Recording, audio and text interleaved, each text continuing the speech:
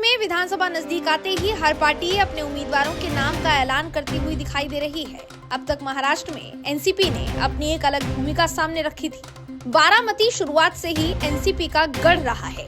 हालांकि अब एनसीपी दो हिस्सों में बंट गई है और लड़ाई तेज हो चली है।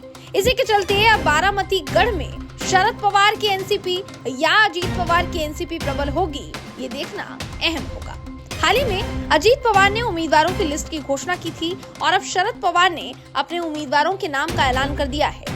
इस लिस्ट में कई बड़े नेताओं के नाम शामिल हैं, पर लिस्ट की घोषणा के बाद सबसे ज्यादा चर्चा का विषय अगर कोई सीट बन रही है तो वो है बारामती सीट, क्योंकि महाराष्ट्र की राजनीति के इतिहास में शायद इससे पहले कभी भी ऐसा मुकाबला नहीं देखा गया होगा। इस बार के चुनाव में बारामती में चाचा बनाम भतीजा लड़ाई होने वाली है। ऐसा क्यों कह रहे हैं?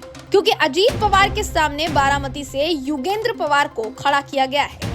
अगर आपको लगता है कि युगेंद्र पवार का नाम चर्चा में क्यों है, तो पहले आपको ये जानना होगा कि युगेंद्र पवार आखिर ये नाम है कौन। युगेंद्र पवार यानी उप मुख्यमंत्री अजीत पवार के भाई श्रीनिवास पवार के बेटे हैं और वरिष्ठ नेता शरद पवार के पोते हैं।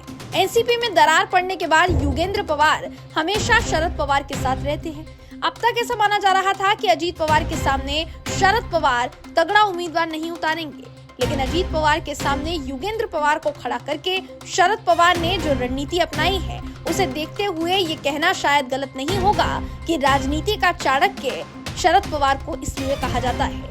एनसीपी एसपी ने घोषित की लिस्ट में इस्लामपुर से जयंत पाटिल, मुंब्रा कड़वा से जितेंद्र आवाड़, करजत जामखेड़ से रोहित पवार, कागल से समरजीत घाटगे जैसे बड़े नेताओं के साथ साथ और 40 उम्मीदवारों के नाम शामिल हैं।